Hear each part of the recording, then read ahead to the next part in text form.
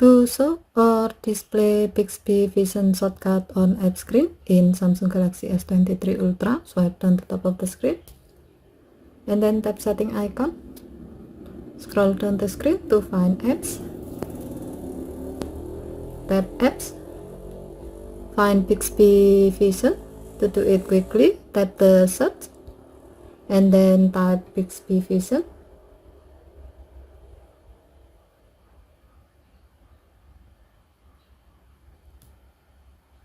Tap Bixby Vision and then tap Bixby Vision setting. Under general section, tap the gray on offset next to show Bixby Vision on app screen to enable this option. When the switch turns blue, it means that this option is on and your phone will show Bixby Vision shortcut on your app screen. To see the result, go to the app screen. To find Bixby Vision quickly, tap the search and then type Bixby Vision.